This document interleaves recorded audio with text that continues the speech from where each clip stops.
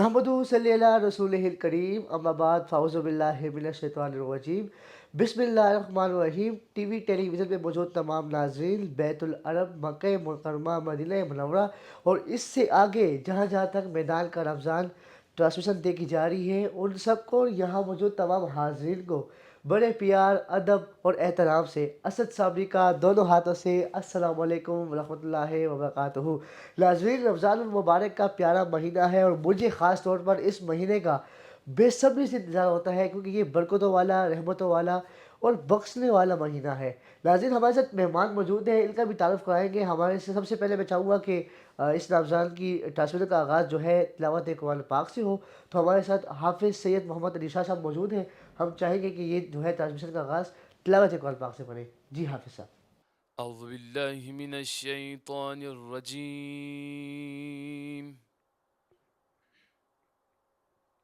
بسم الله الرحمن الرحيم.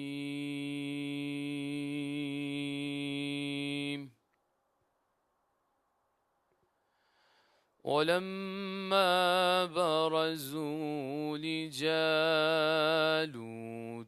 وجنوده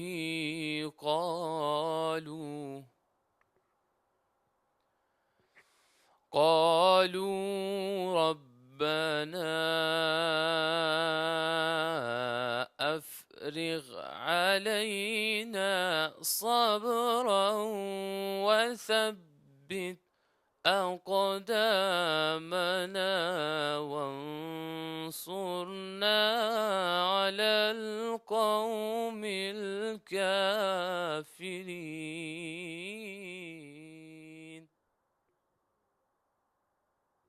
فهزموهم بإذن الله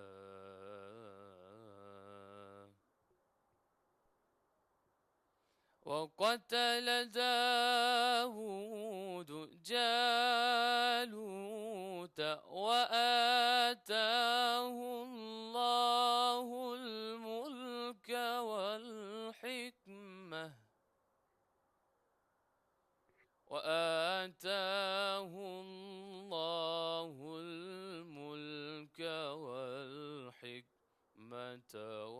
وعلمه مما يشاء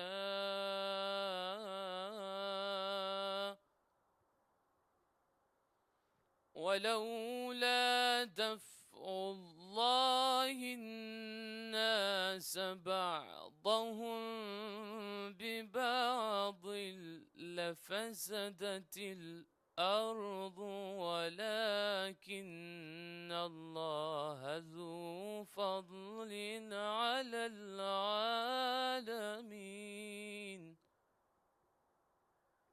تلك آيات الله نتلوها عليك بالحق تلك آيات الله نتلوها عليك بالحق وإنك لمن المرسلين صدق الله العلي العظيم. माशा अल्लाह, सुबहान अल्लाह। ये थे हाफिज़ मोहम्मद अली शाह साहब, जो कि अपनी खूबसूरत आवाज़ में तिलावत कुरान पाक जो है वो पढ़ रहे थे। इनका तारुफ़ करवाओ, हमारे साथ मौजूद हैं पीर अब्दुल वाहिद फ़ारूकी साहब। सर, बहुत बहुत शुक्रिया आपका, आपने टाइम दिया। मोहम्मद साहब, आपका भी शुक्रिया। पीर साहब, रोज़े कैसे गुजर रहे हैं? बिस्मिल्लाहिर्रहमानिर्रहीम। सबसे पहले तो आपका शुक्रिया अदा करते हैं कि आपने अपने प्रोग्राम में हमें मदऊ किया। रोज़े बरकतों का महीना, रहमतों का महीना, मग़फ़िरतों का महीना रमज़ान शरीफ जब आता है, अल्लाह कहता है कि अपने आप को बख्शवा लो। अगर इस महीने में भी हम आपसे एक दूसरे से ये पूछें कि कैसे गुज़र रहे हैं, तो मेरे ख़्याल से बहुत अच्छे गुज़र रहे हैं। अल्लाह हम सब को अपनी मग़फ़िरत करने की तौफ़ीक़ अता फ़रमाए। बहुत अच्छा महीना है, बरकतों का महीना है। سب سے پہلے ہم اپنے اعمال کی طرف دیکھ لیں کہ ہمارے اعمال کیا ہیں. کیا ہم اس قابل ہیں کہ ہمارا یہ مہینہ یہ برکتوں کا، رحمتوں کا اور پھر مغفرت کی طرف ہم جا سکتے ہیں کہ ہم اپنے آپ کو بخشوا لیں گے؟ اگر اس پہ ہم سوچ کریں، اس پہ غور کریں، تو میرے خیال سے یہ رمضان ہمیں اللہ کو راضی کرنے کا بہت بہت بہترین ذریعہ ہے. وہ اگر اللہ کو راضی کر سکے تو بہتر ہوگا. پیر صاحب یہ بتائیں کہ اکثر لوگ ان کا یہ سوال ہوتا ہے کہ رمضان میں سحری یہ فرض ہے یا سنت ہے؟ دیکھیں جی، یہ نہ فرض ہے نہ سنت ہے، یہ واجب ہے. محمد مصطفیٰ صلی اللہ علیہ وسلم کی حدیث مبارک ہے کہ سحری کر کے آپ روزہ رکھیں. کچھ لوگ سحری نہیں کرتے، یہ ایک بہترین طعام بھی ہے اور ایک اپنی اصل میں رمضان اگر آپ ڈاکٹری لیول پہ آ جائیں نا، جس کو ہم کہتے ہیں میڈیکل پہ، تو یہ مہینہ جو ہے نا ہمارے اسٹمک واش کرنے کا مہینہ ہے. اللہ رب العزت 11 مہینے بعد یہ مہینہ میں جو جس طریقہ کار سے ہمیں روزے رکھوا رہا ہے، تو آپ میڈیکل سائنس پہ آ جائیں تو یہ اسٹمک واش کرنے کا مہینہ ہے. آپ سحری کریں گے، پھر آپ 12-13 گھنٹے آپ کی جو اسٹمک ہے وہ اس کو پش کرتا ہے اور وہ خالی ہوتا ہے. ٹھیک ہے نا. اس کے بعد جب آپ افطار کرتے ہیں تو اس افطار اور سحری کے درمیان کا جو وقفہ رکھا ہوا ہے نا، یہ اسٹمک واش کرنے کا ایک بہترین علاج ہے. جیسے ہم لوگ لاکھوں روپے کروڑوں روپے میڈیکل سائنس پہ لگاتے ہیں، کبھی ایک ڈاکٹر کبھی دوسرے ڈاکٹر، اگر صحیح طریقے سے پراپر جس طریقے سے اللہ رب العزت نے ہمیں روزہ رکھنے کا طریقہ بتایا، اس طریقے سے ہم روزہ رکھ لیں تو میرے خیال سے میڈیکل سائنس خود حیران رہ جاتی ہے کہ یار اتنا بڑا افاقہ آپ کو کیسے ہوا ہے. سحری افطار سحری کرنا ضروری ہے رمضان میں، اور سحری کے بنا اگر آپ روزہ رکھیں گے تو یہ آپ کو تکلیف دے گی. فاروقی صاحب یہ بتائیے گا کہ رمضان کا پہلا عشرہ تو لوگ بہت سے وظائف کرتے ہیں، کوئی ایک ایسا وظائف جو کہ سارے وظائف کا نچوڑ ہو؟ دیکھیں جی، سب سے بہترین اس کو کہتے ہیں برکتوں کا عشرہ. سب سے بہترین وظیفہ جو ہے وہ قرآن پاک پڑھنا ہے. اگر آپ اس میں قرآن پاک کا ورد کریں، قرآن کا اہتمام کریں، قرآن پڑھیں، اس سے بہترین وظیفہ میرے خیال سے رمضان مبارک میں نہیں ہے. اس کے ساتھ ساتھ پھر ورد کرنے کا جو روٹین کے اگر آپ بسم اللہ شریف پڑھ لیں تو میرے خیال سے وہ سب سے بہترین. بسم اللہ الرحمن الرحیم آسان بھی ہے، لوگ پڑھ بھی سکتے ہیں، زیادہ ورد بھی کر سکتے ہیں.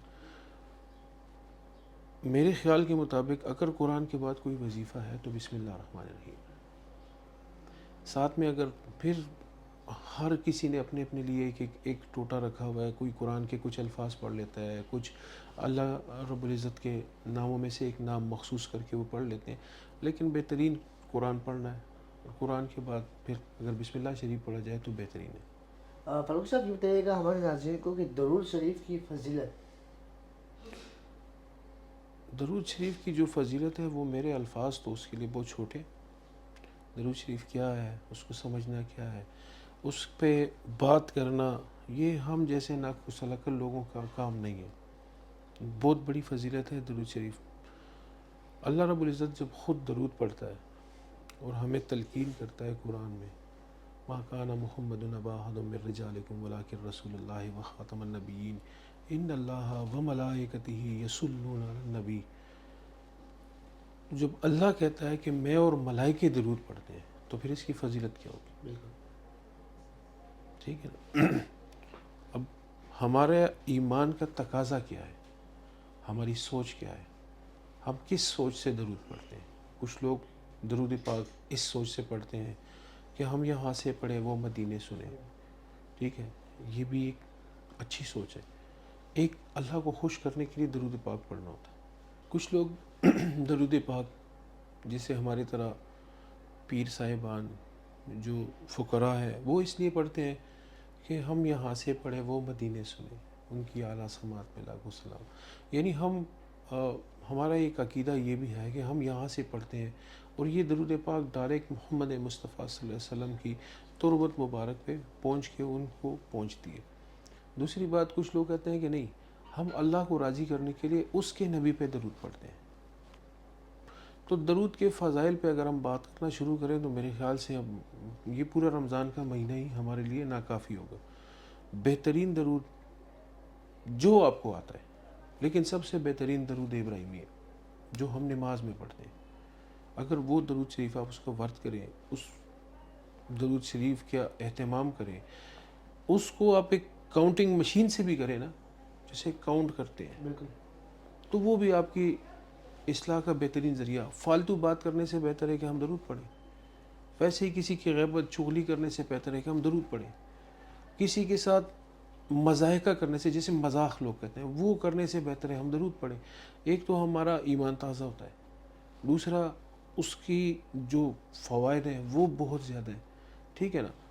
تو بہترین ہمارے درود شریف پڑھنا۔ پھر سر یہ بتائیے گا کہ درود شریف کی جو ہے کوئی اجازت بھی ہوتی ہے؟ جیسے کیا مذاہب ہم پڑھتے ہیں تو کسی سے اس کی اجازت لیتے ہیں کہ یار یہ ہم پڑھ سکتے ہیں؟ نہیں درود شریف کی نہیں نہیں اجازت نہیں نہیں، درود شریف کے متعلق ہمارے تمام فقہ، جتنے اس وقت فقہ ہیں، جیسے 4 فقہ ہیں، ہم سب اس بات پہ متفق ہیں کہ درود شریف کے لیے کوئی اجازت لینے کی ضرورت نہیں ہے۔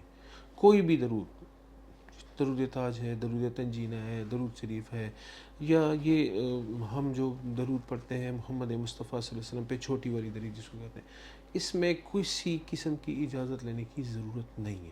اس میں یہ ہمارے سارے فقہ اس بات پہ متفق ہیں کہ درود کے لیے اجازت نہیں ہے۔ ہاں کہ کوئی مخصوص وظیفہ اگر کوئی پیر صاحب آپ کو دیتا ہے یا کوئی فقیر آپ کو دیتا ہے، وہ اس کے لیے وہ فقیر کہتا ہے کہ یار مجھ سے اجازت لو گے تو یہ بات کریں گے، لیکن درود شریف پہ کسی بھی فقہ میں یہ نہیں ہے کہ آپ اس کی مخصوص اجازت لیں گے اور وہ درود شریف پڑھیں گے، اس کی اجازت کی ضرورت نہیں ہے۔ بہت پیاری بات کی فاروقی صاحب۔ ہمارے ساتھ حافظ محمد صاحب موجود ہیں، ان کا تعلق بھی جو ہے فکر اس سے ہے، یہ تشیح سے ہے، تو ان سے آپ کیا کہتے ہیں محمد صاحب اس بارے میں؟ درود شریف کی آپ کے جو ہے فکرے میں اس کی اجازت ہوتی ہے یا نہیں؟ اعوذ باللہ من الشیطان الرجیم، بسم اللہ الرحمن الرحیم۔ درود شریف جو ہے، جیسے کہ ہمارے اہل تشیع جو ہیں وہ پڑھتے ہیں اللہم صلی علی محمد و آل محمد، یعنی میں صلوات بھیجتا ہوں، میں درود بھیجتا ہوں محمد اور اس کی آل کے اوپر۔ جیسے کہ اللہ رب العزت قرآن میں فرما رہا ہے کہ اے رسول تم کہہ دو کہ قل لا اسألکم علیہ اجرا الا المودۃ فی القربى، کہ میں تم سے کسی چیز کا سوال نہیں کرتا ہوں، کچھ بھی نہیں پوچھتا ہوں سوائے اس کے کہ تم جو ہے میرے خانوادہ کے ساتھ، میرے گھر والوں کے ساتھ مودت رکھو۔ پہلا درجہ جو ہے وہ محبت ہے۔ محبت کچھ چیز نہیں ہے، محبت سے بڑھ کر جو درجہ ہے وہ مودت کا ہے۔ تو ہمیں اللہ تعالیٰ رسول کو کہہ رہے کہ رسول ان لوگوں سے کہہ دو کہ ہم تم سے کسی چیز کا کچھ نہیں مانگتے سوائے اس کے کہ تم میرے اہل بیت سے مودت رکھو۔ تو ہم ان کے اوپر درود بھیجیں۔ درود کے لیے ضروری نہیں ہے کہ کسی کی اجازت لی جائے، جیسے کہ انہوں نے فرمایا کہ اگر کوئی پیر صاحب یعنی کوئی دم وم جو ڈالتے ہیں تو وہ اگر آپ کو کہہ دیں کہ آپ جو ہے اس طرح کا پڑھو تو پھر اس کی اجازت لینا ضروری ہوگا، باقی اس کے علاوہ جو ہے نہیں ضرورت کسی اجازت لینے کی۔ فاروقی صاحب آپ کی طرف آتے ہیں، نماز تراویح جو کہ سنت ہے اور ہر کوئی اس کو رمضان کے مہینے میں خاص طور پر آپ دیکھتے ہیں کہ ماشاء اللہ سے مسجدیں بھری ہوتی ہیں، لیکن لوگوں کا یہ گلہ رہتا ہے کہ جو قاری صاحبان ہوتے ہیں یہ بہت تیزی کے ساتھ پڑھتے ہیں، سمجھ نہیں آتی۔ تو اس پہ اگر میں بولوں گا تو میرے خیال سے بہت بڑا اختلاف پیدا ہو جائے گا۔ نمبر 1، نماز تراویح سنت غیر موقدہ ہے، ٹھیک ہے؟ نماز تراویح کے لیے مخصوص آرڈر جو ہوا ہے نا، وہ سیدنا حضرت عمر فاروق رضی اللہ تعالیٰ عنہ کے دور حکومت سے ہوا ہے۔ اس سے پہلے محمد مصطفیٰ صلی اللہ علیہ وسلم نے تراویح 8 بھی پڑھی ہے، 12 بھی پڑھی ہے، 6 بھی پڑھی ہے، مختلف روایات ہیں جس پہ ڈیٹیل سے اگر بات کریں، لیکن پراپرلی اگر اس کو ترتیب دیا ہے تو سیدنا حضرت عمر فاروق رضی اللہ تعالیٰ عنہ نے ان کو پراپر ترتیب دی ہے۔ لیکن یہ ترتیب انہوں اس لیے نہیں دیا ہے جس طرح ہمارے قرآن حضرات پڑھتے ہیں۔ دیکھیں قرآن کے الفاظ ہے ورتل القرآن ترتیلا، ٹھیک ہے؟ قرآن کو پڑھو ترتیب کے ساتھ، اس طرح پڑھو کہ مجھے سمجھ آئے۔ میں اس چیز پہ بہت بڑا میرا اختلاف یہی ہوتا ہے کہ جو قرآن حضرات جو 5 سپارے پڑھتے ہیں 1 گھنٹے میں، تو پیچھے جو مقتدی پڑھے ہوتے ہیں ان کو تو سمجھ نہیں آ رہی کہ یہ کیا پڑھ رہا ہے، کہاں پہ یہ غلطی کر رہا ہے، کہاں پہ یہ آگے جا رہا ہے، کہاں پیچھے جا رہا ہے، کہاں سے اس نے شروع کیا اور کہاں پہ یہ ختم کر رہا ہے۔ نمبر 1 میرا تو اس چیز۔ دوسری بات، محمد مصطفیٰ صلی اللہ علیہ وسلم کے حدیث مبارک یہ بھی ہے، آج کل قرآن پاک بچوں سے پڑھایا جاتا ہے، نابالغ بچوں سے. یہ اسلام میں، دین میں، ہمارے فقہ حنفیہ میں یہ غلط ہے، یہ نہیں ہے. نابالغ کے پیچھے آپ نماز نہیں پڑھ سکتے، نابالغ کے پیچھے آپ قرآن نہیں پڑھ سکتے. ٹھیک ہے، ہاں ایک شرط اس میں ہے، اگر وہ قاری ہے اور نابالغ ہے تو وہ اپنے بہن بھائیوں کو پڑھا سکتا ہے. ورد وہ اپنے بہن بھائیوں کے سامنے یا اپنے استاذ کے سامنے کر سکتا ہے. آج کل یہ ایک نیا ٹرینڈ چلا ہے، جی میرا بچہ قاری ہو گیا، اس کو جماعت میں جو ہے نا وہ امامت کے فرائض دے دیتے ہیں. یہ غلط طریقہ ہے، اس سے باز آنا چاہیے. دوسری بات ایک چیز اور بھی ہے، جو حافظ حضرات ہیں، جو قراء حضرات ہیں، میرے ساتھ میرا بھائی اتفاق کرے یا نہ کرے، ان کو بھی چاہیے کہ جس مسجد میں وہ امامت کرنے کے لیے جا رہا ہے، اس کی جو متعلقہ کمیٹی ہے یا اس کے جو منتظمین ہیں، ان سے یہ کہے کہ بھائی میں قرآن پاک جس ترتیب سے مجھ پہ فرض کیا گیا میں اس ترتیب سے پڑھوں، تو میرے خیال سے یہ بہتر ہوگا. جی محمد صاحب آپ اس بارے میں رہیں گے؟ میں تو اس بارے میں کچھ بھی نہیں کہنا چاہوں گا.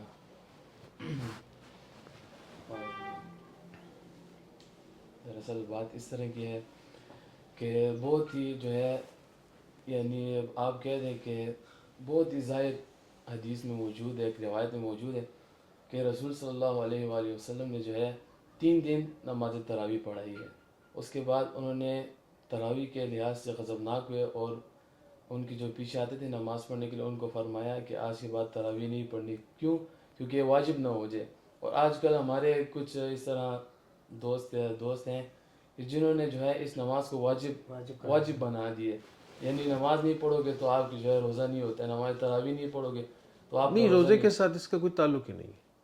یہی روزے کے ساتھ اس کا تراویح کا کوئی تعلق ہی یہ نہیں بات ہے. میں بھی آپ کو کہنا چاہ رہا ہوں، کیونکہ کچھ میں نے دیکھے اس طرح بہت سارے لوگ اس طرح کہ جو یہی بات کرتے ہیں کہ جی جو ہے اگر آپ تراویح نہیں پڑھو گے تو آپ کا روزہ نہیں ہوتا ہے، حالانکہ اس کا کوئی روزے کے ساتھ کوئی تعلق ہی نہیں ہے. عبادت کے طور پہ اگر آپ کہیں اسد صاحب کہ یار میں اپنے لیے ایک جو میرا مخصوص ٹائم ہے میں اللہ کی عبادت کروں، نوافل، دیکھیں میں نے پہلے کہا یہ سنتیں غیر مؤکدہ ہے.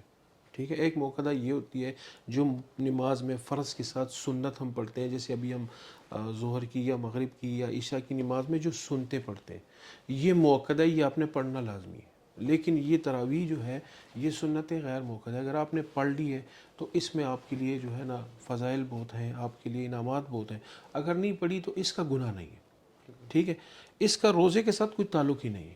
ہم یہ حضرت عمر فاروق رضی اللہ تعالیٰ عنہ نے اگر اس کو ہم پہ لاگو کیا ہے، ٹھیک ہے، وہ اس وجہ سے نہیں کیا کہ یہ فرض ہے یا واجب ہے، ٹھیک ہے، یا موقع ہو گئی، نہیں.